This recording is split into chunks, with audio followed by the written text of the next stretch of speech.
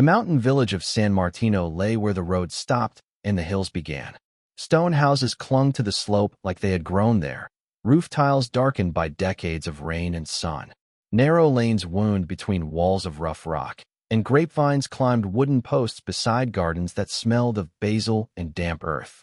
Life in San Martino moved by familiar sounds. At dawn the church bell rang once, then twice, and the valley answered with echoes. Farmers opened their shutters, shook out rugs, and walked toward their fields with slow certainty. Children ran downhill toward school with bread in their hands and laughter in their throats.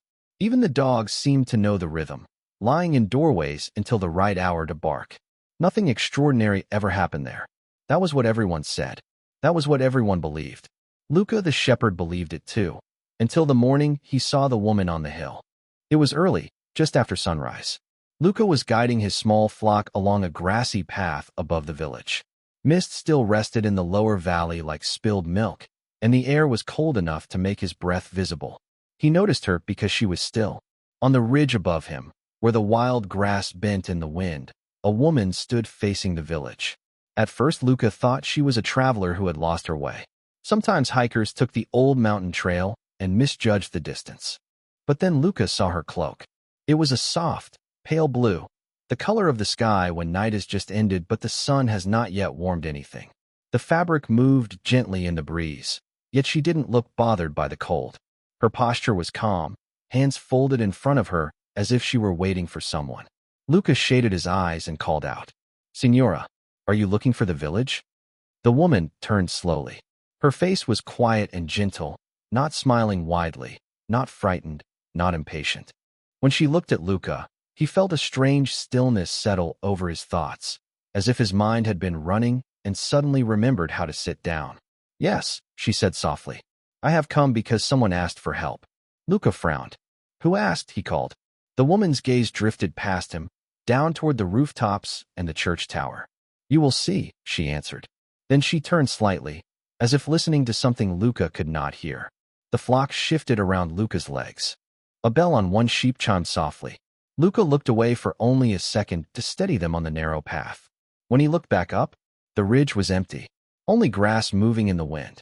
No footprints, no sound of steps on stone, no figure disappearing behind a tree. Just the hilltop, silent and open beneath the pale sky. Luca stood still for a long moment, staring. He told himself it was nothing. A traveler who had moved quickly. A trick of mist and morning light. A tired mind seeing shapes that weren't there. Yet the feeling in his chest remained, the calm that had touched him when she spoke. He guided the sheep downward and returned to the village as the day warmed. In the square, the bakery was open. Men talked near the cafe. A bicycle leaned against a wall. Everything looked ordinary, solid, unchanged. Then, near midday, a shout broke across the square. "Help! Someone help!" People turned. A woman ran down the street from the church steps, her hands trembling, her face drained of color. Behind her, two men carried a small figure wrapped in a blanket. It was Sofia, a young girl from the village. She had slipped on the worn stone steps near the church and fallen hard, striking her head. Her mother's eyes were red from crying, and her father's jaw was clenched with helpless fear. "The doctor is in the next town," someone said. "He won't come quickly." Another voice answered, "The road is slow. The sun will set before he reaches us." The crowd gathered tighter outside Sofia's house, whispering prayers, arguing softly, offering advice no one could use. Luca pushed through, his stomach heavy. And then he saw her. At the edge of the crowd, so quietly placed it was as if she had always been there, stood the same woman from the hill. Pale blue cloak, calm eyes, hands folded. No one else seemed to notice her. But Luca did. And the calm he had felt in the morning returned, stronger now, like a hand pressing gently on his racing heart. The woman stepped forward. She raised her hand and knocked softly on the door. The knock on Sofia's door was quiet. So quiet that for a moment it was lost among the worried whispers of the villagers gathered outside. But Luca heard it. 3 gentle taps against the wood. The door slowly opened. Sofia's mother stood there, her face pale and wet with tears. She had been crying for hours, and the fear in her eyes was clear to everyone who looked at her. "Yes?" she asked weakly. The woman in the blue cloak stood before her. Her presence was calm in a way that made the air feel strangely peaceful, even in the middle of the frightened crowd. "I heard someone needed help," the woman said softly. Sofia's mother hesitated. She looked tired, confused, unsure whether to trust a stranger when her daughter lay injured inside. "Who are you?" she asked quietly. The woman's expression was gentle. "A mother," she replied. The answer was simple, but something about it made the frightened woman step aside without another word. The stranger entered the house. Luca followed with the others as far as the doorway, but no one crossed the threshold. Instead, they stood just outside, peering through the open door. Inside the small room, Sofia lay on a narrow bed. Her face was pale. A cloth rested across her forehead, and her father sat beside her holding her hand tightly. "She fell on the church steps," he explained to no one in particular. "She hasn't opened her eyes since." The woman in the blue cloak approached slowly. Her footsteps were almost silent against the wooden floor. For a moment, she simply looked at the girl. The room felt strangely still. Outside, even the voices of the villagers had grown quiet. Then the woman knelt beside the bed. She placed one gentle hand on Sofia's forehead. "Do not be afraid," she said softly. The words were calm, warm. They seemed to fill the small room like a quiet light. Sofia's father frowned slightly. "What are you doing?" he asked. But the woman did not answer. She simply kept her hand on the girl's head, her eyes steady and peaceful. For several seconds, nothing happened. Then, Sofia's breathing changed. It grew deeper, stronger. Her fingers twitched slightly beneath the blanket. Her mother gasped. "Sofia," she whispered. The girl's eyelids fluttered. Slowly, as if waking from a long dream, she opened her eyes. "Papa," she said softly. Her father nearly collapsed with relief. He gripped her hand tightly. "Yes, Sofia, I'm here." Tears ran down Sofia's mother's face as she rushed to the bedside. The room filled with stunned silence. Outside, the villagers stared through the doorway in disbelief. Luca felt his heart pounding. He looked toward the woman in the blue cloak. She was standing now. Her face carried the same calm expression. Sofia looked at her and smiled weakly. "The lady said everything would be all right," the girl murmured. Her mother turned quickly, but the place beside the bed was empty. The woman was gone. No door had opened. No footsteps crossed the wooden floor. She had simply disappeared. The villagers murmured in shock. Some crossed themselves. Others whispered prayers. Luca stepped slowly back into the sunlight of the village street. His eyes moved toward the hill above San Martino, the same hill where he had seen the woman that morning. And deep in his chest, Luca began to understand something that the rest of the village would only realize later. The visitor who had walked quietly into their town was not a stranger at all. News traveled quickly through San Martino. By late afternoon, almost everyone in the village had heard the same story. Sofia had awakened. The girl who had lain unconscious on the bed only hours earlier was now sitting up, drinking water, and speaking with her parents as if nothing had happened. Some villagers called it luck. Others said the girl must never have been as badly injured as people feared. But Luca knew what he had seen. He had watched the woman place her hand on Sofia's forehead. He had heard the calm words she spoke, and he had seen her disappear. That evening, the village gathered for prayer at the church. Candles burned along the stone walls, and the scent of wax filled the quiet air. The villagers knelt together, whispering prayers of thanks and relief. Sofia sat between her parents near the front of the church. Her face had color again. She looked tired, but she smiled when neighbors greeted her.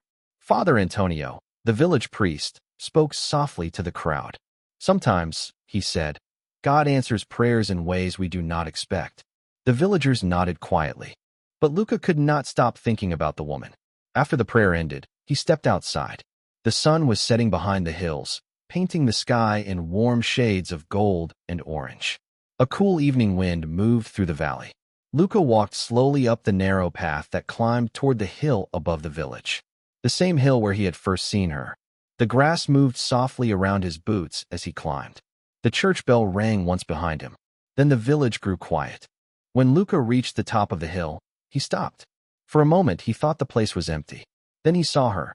The woman stood near the edge of the ridge, looking down toward San Martino. Her blue cloak moved gently in the evening wind. The fading sunlight touched the fabric, making it glow softly against the darkening sky. Luca approached slowly. He felt the same calm he had felt that morning. You helped the girl, he said quietly. The woman turned toward him. Yes, she replied. Why? Luca asked.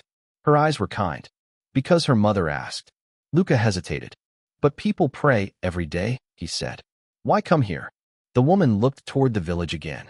Lights were beginning to appear in the windows below. Sometimes, she said softly, people pray with words. And sometimes they pray with their hearts. She paused. And when a heart truly calls for help, heaven always listens. Luca felt a shiver pass through him. He looked carefully at her face. There was something familiar in it. Something peaceful. Something he had seen before. Suddenly he remembered. Inside the church. Near the altar. The statue. Luca's breath caught in his chest. You, he began. But the woman only smiled gently. The people of this village are not alone, she said. They never were. The wind moved softly through the grass. For a moment neither of them spoke. Then the church bell rang again across the valley. The sound echoed against the hills. Luca blinked. And when he opened his eyes again, the woman was gone. The hill stood empty beneath the evening sky. Only the wind moved through the tall grass. Luca stood there for a long time, looking down toward the quiet village. And in his heart he knew that San Martino had received a visitor unlike any it had ever known before. The night settled quietly over San Martino.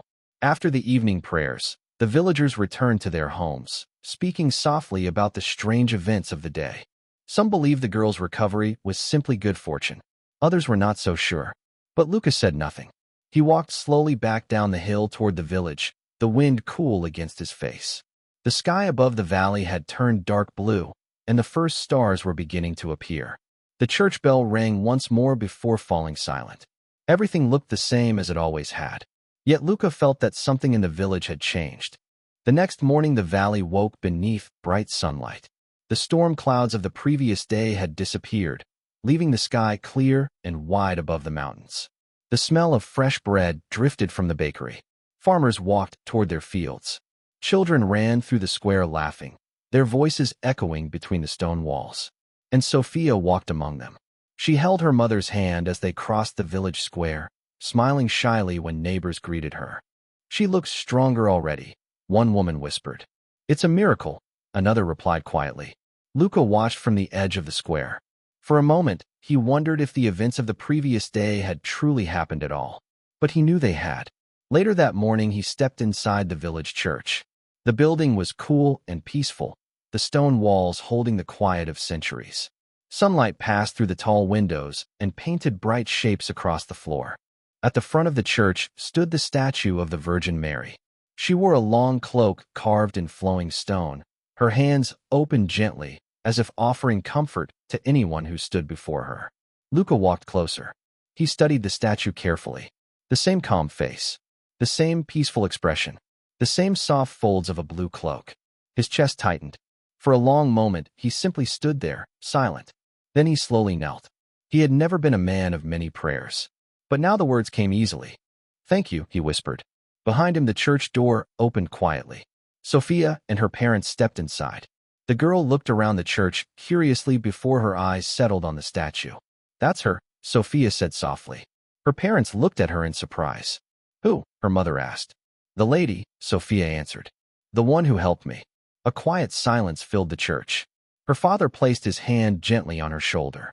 Outside the church the bell began to ring again. The sound echoed across the valley and up toward the hill above San Martino. Luca stepped outside and looked toward the ridge. For just a moment he thought he saw a figure standing there, high above the village, where the grass moved in the wind. A pale blue cloak shifting softly against the sky. But when he blinked, the hill was empty again. Still, the calm feeling remained. From that day forward the people of San Martino spoke about the visitor who had come quietly to their village.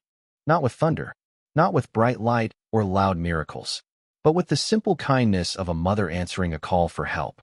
And sometimes, when the wind moved across the hill at sunset, villagers said they could still feel the same peaceful presence watching over the valley. A reminder that even in the smallest and quietest places, heaven sometimes comes close to earth. And when someone truly calls for help, a mother always hears.